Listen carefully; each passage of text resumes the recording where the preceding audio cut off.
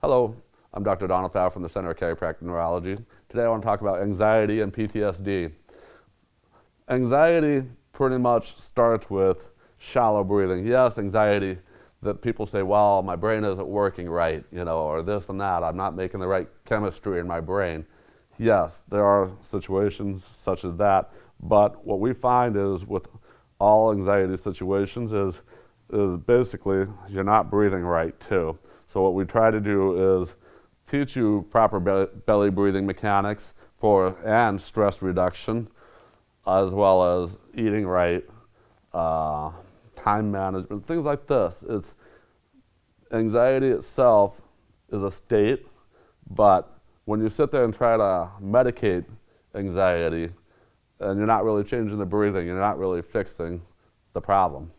So that's why I try to sit there and say, well, let's use the breathing to sit there, increase the oxygen capacity of the body so the brain can function better and you can think better on how to more reasonably manage your stress situation.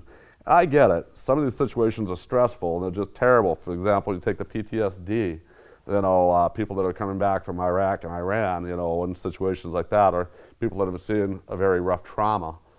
They run the loop and the cycle within their brain itself that it's a memory loop and they don't even know they're running it.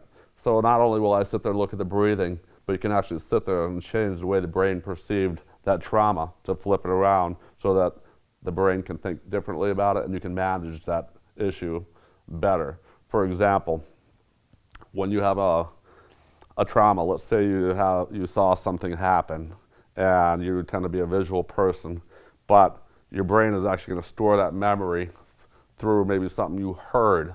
So when you hear stuff like that, it fires up that PTSD and you run that loop and you can't put it in proper long-term memory storage, deal with it and put it away because that thing is sitting in your living room versus being in a tote in your basement. So when people come in with a situation like that, you might take that memory and be able to change it around in order to sit there and create a situation where they can process it better for their primary modality, which would be visual.